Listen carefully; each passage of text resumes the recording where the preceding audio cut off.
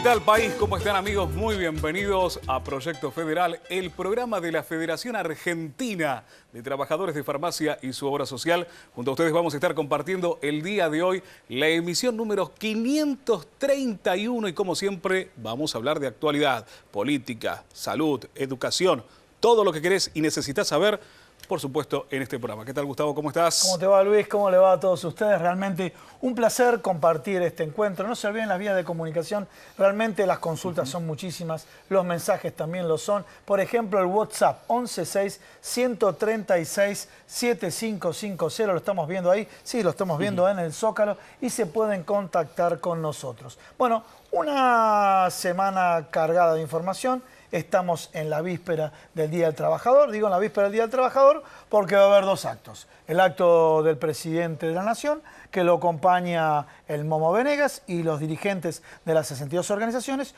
y otro acto referido al Día del Trabajador que va a realizar la CGT en el Estadio de Obras Sanitarias. Sabremos la semana que viene por dónde va cada lado. Sí, información que tenemos de fuentes propias, que el presidente de la Nación va a plantear el tema de la exención de impuestos a las ganancias. Con las horas extras ya está, pero principalmente con los días feriados, que esto repercute en una mejora del salario de bolsillo a los trabajadores. Pero también vamos a abordar muchos temas, ¿no? Muchos temas vinculados, por ejemplo, con el ámbito legislativo. En el programa del día de hoy nos acompaña el diputado Daniel Lipovetsky, diputado nacional del PRO, donde vamos a hablar, por ejemplo, entre los proyectos que tiene en cartera, el tema de ley de alquileres, ¿sí?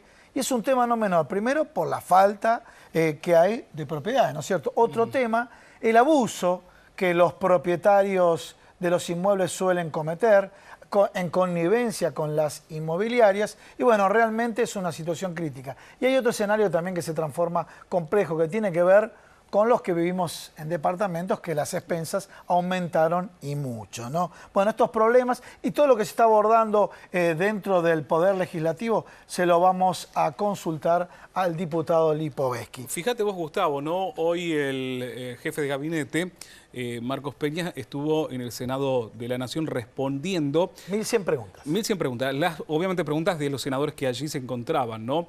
Fue claro con, obviamente, una idea no solo de responder las preguntas, por un lado, sino también de tratar de explicar cuestiones que tienen que ver con decisiones políticas, ¿no? Que muchos de ellos le preguntaban, bueno, ¿cómo se puede explicar X cosa? Bueno, la respuesta que obviamente dio Peña respecto de, bueno, una situación de transición, como bien lo plantea el gobierno nacional, respecto de las diferentes políticas que se deben adoptar. A veces es necesario retroceder un poco para poder avanzar un poco más. Por lo menos esto es lo que planteaba Marcos Peña en el Senado de la Nación. También en el programa del día de hoy vamos a hablar de la actualidad económica. Nos va a acompañar el licenciado Mariano de Miguel y vamos a abordar distintos temas. Uno de los temas que preocupa, vinculado con el endeudamiento, es el tema de la fuga de capitales, ¿no? Endeudamiento y fuga de capitales no es que lo promueva el gobierno, pero determinadas medidas generan este tipo de situación y me imagino que desde el gobierno debe haber temor por lo que está pasando casualmente. De la deuda que se contrajo en el primer trimestre, aproximadamente son 7.892, 8.000 millones de dólares corresponden a fuga de capitales. Y es un tema también que genera cierta alerta a todos. También vamos a hablar del tema de la caída de consumo, qué es lo que está pasando, ¿no? Sabemos que el consumo representa una parte importante del PBI, mientras tanto el gobierno trabaja a través de la inversión, a través de la obra pública. Bueno, todo esto lo vamos a abordar con Mariano de Miguel y también vamos a hablar de salud, ¿no es cierto? Vamos a hablar de salud. En el segundo bloque, ya más relajado relajaditos y demás, a ver los problemas de salud. A ver, vamos a estar con el doctor Carlos Parpaglione, él es médico neumonólogo. Hace mucho que no estaba con nosotros, estuvimos charlando un ratito fuera de cámara. Vamos a hablar de efisema, de la prevención, las causas y el tratamiento. El tema del EPOC. ¿Sí? Exactamente. Es para prestarle mucha atención, A ver, pregunta que yo me hago, ¿lo puedes tener y no te das cuenta? ¿Sí? Pregunta genérica que yo me hago. ¿Sí? ¿Cuáles son las señales de alerta temprana?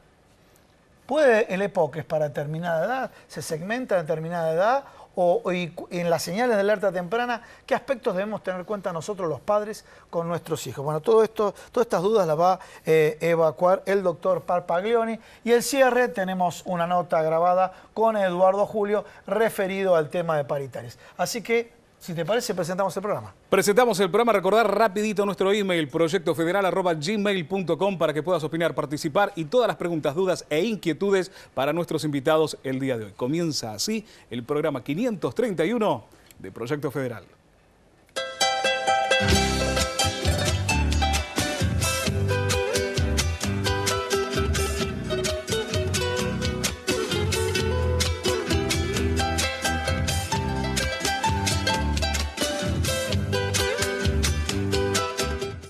Federación Argentina de Trabajadores de Farmacia, 70 años, en defensa de los derechos del trabajador del sector, comprometidos con la formación de nuevos líderes sindicales.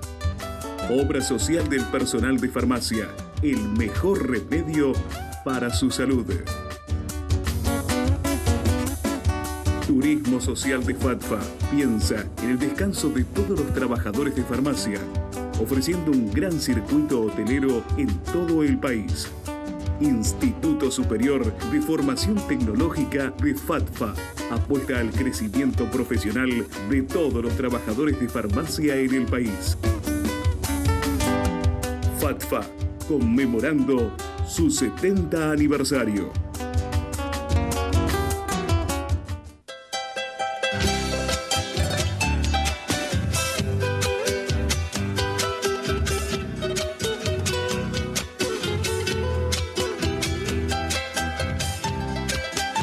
Bueno, comenzamos la primera parte del programa, vamos a hablar de política. Ya lo presentamos al doctor Daniel Lipovetsky, diputado nacional del PRO. Bueno, muchas gracias por estar acá en el programa. Bienvenido. Bueno, me imagino que del gobierno nacional siempre la carga es intensa porque, bueno, el escenario económico es complejo, no te vamos a complicar con el tema del escenario económico, pero sí la carga. Primero, lo comentó en la apertura del programa Luis, estuvo el jefe de gabinete respondiendo todas las preguntas que le presentaron el cuerpo legislativo. Contanos un poco del resumen de esa exposición que hizo el jefe de gabinete. Siempre es una buena noticia que el jefe de gabinete cumpla con esa manda constitucional que establece que tiene que ir a dar su informe una vez a cada Cámara. Ya lo hizo este año a la Cámara de Diputados, ahora fue a la Cámara de Senadores, y algo que la mayoría de los jefes de gabinete del gobierno anterior no lo hacían muy de vez en cuando, y es más, cuando iban, por lo general, no respondían preguntas en el recinto, sino que lo hacían solamente por escrito, y ahora el jefe de gabinete va, cumple con el mandato, responde todas las preguntas. Por supuesto que en un ámbito legislativo, en un recinto, siempre se dan ciertos cruces que tienen que ver con las diferentes posiciones y está bien que eso ocurra. Disculpame, más allá de los cruces, explicar a la gente, cuando uno lee que le hicieron 1100 preguntas, me imagino, debe ser 18 horas, ¿cómo es la mecánica? O sea, la parte interna cuando se le formulan preguntas a un jefe de gabinete. Bueno, la mecánica es que las preguntas se hacen por anticipado. Cuando ya se pone una fecha en la cual el jefe de gabinete va a concurrir, se le comunica a todos los miembros, a los diputados o a los senadores. De los distintos bloques. De los diferentes bloques, y cada diputado o senador puede hacer las preguntas que él quiera, las eleva con anticipación, creo que el plazo es 15 días o menos antes de que la fecha fijada de visita del jefe de gabinete. El jefe de gabinete, por supuesto, y su equipo preparan las respuestas, se las piden a una diferente personalidad, vos podés preguntarle de cualquier cosa, por lo tanto, claro, el jefe de gabinete va como jefe de gabinete de los ministros, luego se las remite internamente dentro del gobierno cada uno de los ministerios. Y la pregunta, cada partido, si cada partido quiere hacer sus preguntas, ¿hay una regla o es ilimitada? Es ilimitada, puedes hacer, por eso hay 1100 preguntas en el Senado. Imaginemos que en el Senado y son 72 nada más, porque que hayan en diputados 1100 preguntas sobre 257 diputados, claro, podría tener un poco más de lógica. Ahora, en 72 es una cantidad de preguntas importante. Y la otra pregunta que te hago, ¿cuáles son las que responde por escrito y cuáles son las que responden en el propio recinto? No, en general responde por escrito, responde todas. Sí. En el recinto hace su informe donde generalmente elige algún tema en especial para profundizarlo en su exposición. Hoy fue la emergencia emergencia hídrica, ¿no? La emergencia por las Exactamente, inundaciones. por el tema de inundaciones. Sí. Y luego responde preguntas que se le hacen en forma oral, que muchas veces los que hacen los senadores, o en este caso los diputados, depende de quién sea, generalmente lo que hacen es alguna pregunta que ya la hicieron por escrito, pero que la vuelven a reiterar en forma oral. Y ahí sí se respetan los tiempos parlamentarios que tiene cada bloque, de acuerdo también a la cantidad de miembros. Ahí sí hay un límite de tiempo, ¿no? Que se acuerda previamente en las reuniones de labor parlamentaria que se hacen el día anterior a la visita del jefe de Una gabinete. de las preguntas que se le hizo al jefe de gabinete fue, bueno, hay 3 pilares, ¿no? Pero una de las preguntas es, y te la hacemos vos, traslativa a vos, Daniel, ¿se va a poder llegar a la meta del 17-18% de inflación a fin de año? ¿O Pero hay una variante dijimos ahí? que no lo vamos a, o piensa que hay complicar con alguna los temas variante. económicos. Pero, a ver, Es una buena pregunta que se le hizo al jefe de gabinete. Todos queremos que llegar, por supuesto. Creo que sería Sí. una baja importante en la inflación respecto a los números del 2016 y hay que apuntar a eso. El otro día leí alguna declaración del ministro Duhovne donde decía, bueno, no son nuestra expectativa que sea, pero por supuesto nadie puede asegurarlo porque Claro. hay algunas variables en la economía que hay que ir viéndolas en el desarrollo del año.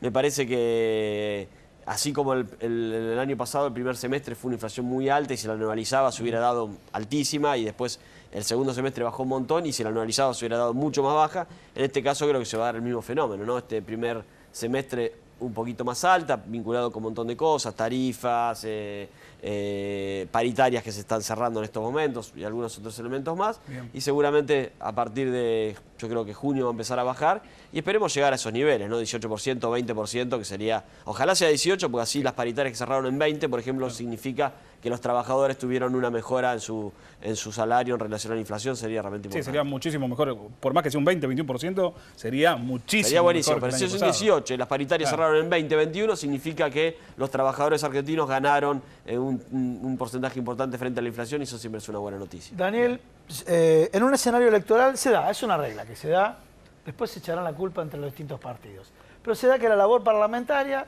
en escenarios electorales es menor, ¿sí? Que los distintos medios, no es ninguna obviedad, los distintos medios lo mencionan. Pero sin embargo, la labor parlamentaria es menor, pero vos tenés como idea presentar distintos proyectos, uno relacionado con ley de alquileres y otro relacionado con la reforma del Código Civil y Comercial.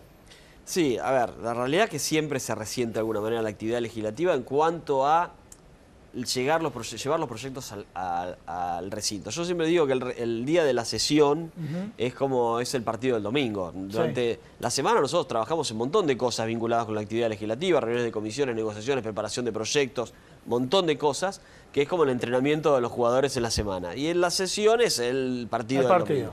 Lamentablemente este año todavía hemos jugado muy pocos partidos y es un problema para nosotros. Yo creo que realmente uno quiere tener más actividad legislativa, pero mientras seguimos entrenando como si tuviéramos partido todos los domingos.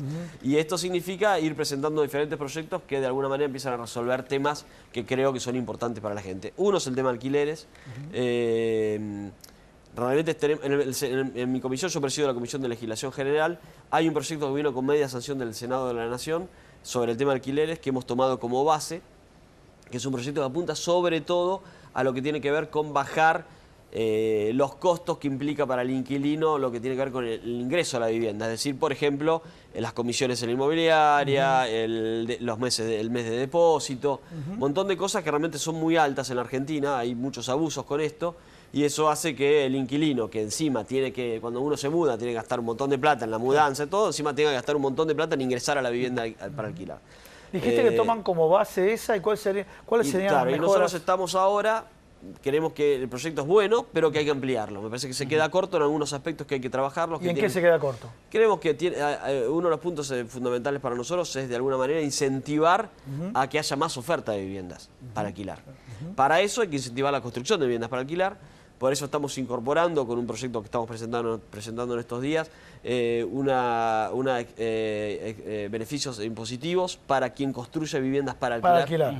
Que tiene que ver con el impuesto a las ganancias. La idea es que quien invierta en construcción de viviendas para alquilar pueda descontar esa inversión de la declaración de impuesto a las ganancias y después, cuando está la obra terminada, pueda de alguna manera también tener algún beneficio, una extensión parcial o total, eso lo dejamos a consideración del Ejecutivo en la reglamentación, una extensión total o parcial del impuesto a las ganancias sobre lo que perciba como alquiler, con lo cual eso va a incentivar a que haya más oferta de viviendas. Y también una cosa que no tiene el proyecto, que me parece que es importante, que es lo que tiene que ver con la actualización de los alquileres. A ver, ese tema nos preocupa. Claro, a ver, la realidad es que hoy está prohibida la actualización por la ley de convertibilidad, que es una ley muy vieja, y por lo tanto se hace un montón de se hacen escalones semestrales. Claro, que termina siendo abuso, porque en definitiva es una estimación de la inflación y capaz que la inflación da menos y el inquilino terminó pagando más. Entonces, en este punto, el proyecto del Senado establece una actualización por el INDEC, por el índice de precios al consumidor. ¿Sí? Y nosotros creemos que en lo que se trata de vivienda, vivienda para habitación, digamos, hay que poner la actualización en base al coeficiente de variación salarial, para que los alquileres se actualicen en base a lo que ganan los trabajadores, que la mayoría de los que alquilan son asalariados, y por lo tanto eso le va a dar certeza al trabajador, de alguna manera, que su alquiler va a aumentar conforme lo que aumentan los sueldos. ¿Y cómo se hace para mejorar, es medio difícil la pregunta también, ¿no? Para mejorar lo que sería el valor del alquiler frente al valor de las expensas? Porque hay departamentos que por ahí vos pagas de alquiler 5.200 pesos en X barrio, en X departamento, y pagás 3.800 de expensas. O sea, es como que la distancia entre las expensas y el alquiler es demasiado cercana. Lo está metiendo por eso, una pregunta. Sí, bueno, uno son los gastos operativos. Es muy buena pregunta, y vos sabés que no es un tema nuevo, sino es un tema que nosotros, yo fui legislador de la Ciudad de Buenos Aires, es un tema que por lo tanto nos preocupaba mucho. En la Ciudad de Buenos Aires, por supuesto, hay un montón de edificios y un montón de problemas con este tema de las expensas, y es difícil resolverlo porque tiene los valores de las expensas responden a un montón de lógicas. Una, por supuesto, es los salarios de los encargados, pero no es el único, hay un montón de servicios públicos de otra cosa que también influyen. Por lo tanto, nosotros en algún momento incluso lo charlamos con el actual jefe de gobierno, con Horacio Reyes Larreta, quizás hacer algún tipo de precios modelo de lo que deberían pagar los consorcios de determinados tipos de servicios, pero es muy difícil resolver, la verdad es un tema difícil de resolver, y además debería resolverse con legislaciones locales, no podría ser con una legislación nacional. Aparte se da una paradoja, el edificio antiguo, que se presume que debería tener expensas más baratas, es el que tiene expensas más caras, y el edificio nuevo, que tal vez tiene otros servicios, inclusive algunos en propiedad horizontal que tiene amenities, Zoom y demás, tiene expensas más económicas, ¿no? O sea, referido a la misma superficie. Se da una paradoja que está vinculada a amortización, costos, tecnologías. Cuando un edificio es antiguo tiene más gasto porque hay que arreglarlo más. Muchas veces la gente se fija en eso. Hoy en día antes se fijaba justamente en el valor del alquiler. Claro. Pero también se fija cuánto de despensa. Cuánto tengo de despensa. Por ahí el alquiler, y el tema, qué bueno que está. Y vinculado al marco regulatorio, y vos como abogado, el tema de las expensas, porque a veces hay una zona gris entre lo que es la ordinaria y la extraordinaria. En definitiva, edificio viejo, se rompen todas las cañerías y terminan siempre el inquilino. Ante la duda termina perdiendo el inquilino. ¿Cómo lo ves vos? ¿Están trabajando en esa dirección? Sí, las extraordinarias las tiene que pagar el dueño del inmueble, el locador, digamos. El inquilino tiene que pagar las Pero a veces en los contratos no te das cuenta. Bueno, nosotros estamos incluyendo en la ley justamente que las expensas extraordinarias sean a cargo de él, siempre hablando de vivienda, ¿no? Comerciales, que es otra lógica absolutamente distinta. Pero en tema de vivienda, las expensas extraordinarias creemos que tiene que estar en la ley aclarado que las debe estar a cargo del locador y no del inquilino. Y otro tema que me parece que es importante que vamos a incluir en la ley es el tema del alquiler social. Sobre todo para los sectores más vulnerables que tienen muchas dificultades para conseguir garantías para alquilar, que es uno de los grandes problemas de ese sector, y por lo tanto vamos a incluir alguna normativa que de alguna manera el Poder Ejecutivo pueda establecer algún programa para ofrecer garantías para los alquileres sociales. Pero eso ¿con qué proceso de implementación? Bueno, nosotros lo ponemos en la ley que lo tiene que implementar el Ejecutivo. Lo que estamos poniendo es el mandato legal de que el Ejecutivo tiene que tener un programa para dar garantías para alquiler social. Viste que te ponen a veces, ¿no? Iba a decir, si no es propiedad de Ciudad de Buenos Aires, no te la acepto, te dicen. Tiene que ser de Ciudad de Buenos Aires. Es todo un tema a veces. Es todo un tema, digamos. Hoy se ha flexibilizado un poquito eso, pero los que tienen más dificultades en definitiva son los sectores más vulnerables que no tienen ningún conocido que tenga una propiedad para poder dar una garantía, y ahí de alguna manera el gobierno tiene que tener una política sobre eso. Así como estamos teniendo una política muy proactiva en cuanto a lo que tiene que ser con el acceso a créditos hipotecarios, con la oferta 9 que hemos ofrecido, que realmente es un cambio revolucionario en la Argentina, para que mucha gente más pueda acceder a su vivienda propia, también de alguna manera tenemos que ser muy proactivos en dar una solución a quienes no pueden acceder a un crédito hipotecario, necesitan alquilar y el gobierno tiene que de alguna manera participar en ese proceso. Cuando hablas de crédito hipotecario, ¿hay viste el ADN nuestro o la memoria asociativa que uno tiene? ¿Por qué? Porque es interesante si lo analizamos desde el concepto económico desde el punto de vista de costo-oportunidad. Bueno, si esto representa tanto mi salario, es bárbaro. Pero sin embargo, se genera el temor que ocurrió en su momento con el concepto de la 1050, interés fijo, capital variable. ¿Lo tienen presente eso? Porque en algún momento puede llegar que el capital variable, fruto de mecanismos indexatorios que no acompañan la variación salarial, se encuentre que transcurrió el tiempo y termina debiendo más de lo que se había comprometido originalmente. Sí, está previsto, ¿no? Justamente la experiencia de la 1050 fue terrorífica, incluso hubo algunos abogados del interior que se enriquecieron mucho con estas cosas, en la Patagonia. Pero no, los créditos actuales está previsto para evitar ese tipo de abusos, claramente no va a ocurrir. Por supuesto que es una tasa variable, pero de ninguna manera podría significar que ocurra esto, ¿no? Que termine siendo pagando... ¿Tienen previsto estos límites ustedes en el marco regulatorio? Bueno, estabas hablando... También está previsto, digamos, porque no es solamente que va a tener una tasa menor y todo esto que ya se ha comunicado, y algo que muchas veces no quedó claro es que además el gobierno subsidia una parte del valor de la propiedad. Digamos, hay un subsidio, el Estado, digamos, está aportando un subsidio para que el que se incorpora a los créditos tenga una ayuda estatal para poder comprar. Vos sabés que a veces uno siente, ¿no? Y no sé si te pasa a vos, Gustavo, que ciertas modalidades se terminan convirtiendo como en cuestiones culturales. Yo me acuerdo cuando uno era más joven y por ahí alquilaba, que tenías muy claro que el alquiler era por los 2 años y por ahí podía haber alguna variante si pasaba X cosa. Es decir, no es que a cada 6 meses tenías que tener esa indexación. Hoy en día es como que se vuelve costumbrista, ¿se entiende la pregunta? Esto también, obviamente, va a estar contemplado en esto que estabas diciendo vos, ¿no? Sí, es que lo que pasa es que cuando vos tenés una ley que no responde a la realidad, es donde empiezan a encontrarse las vueltas para evadir la ley. La realidad es que la ley de convertibilidad que prohibía la indexación, que es una ley del 91, cuando se estableció la paridad un peso, un dólar, no podía seguir vigente cuando teníamos durante este siglo XXI, por decirlo de alguna manera, del año 2000, del año 2001, tenemos una inflación arriba de los 2 dígitos seguro. Por lo tanto, de alguna manera, esa prohibición de indexar había que ser corregida, por lo menos para algunas características, ¿no? En el caso del alquiler, seguro. Nunca se corrigió porque el gobierno, de alguna manera, el gobierno anterior escondía los índices de inflación y por lo tanto no se podían aplicar. Porque, por supuesto, si vos te regías por los índices del INDEC, hubiéramos tenido una inflación del 5% cuando la inflación era del 20%.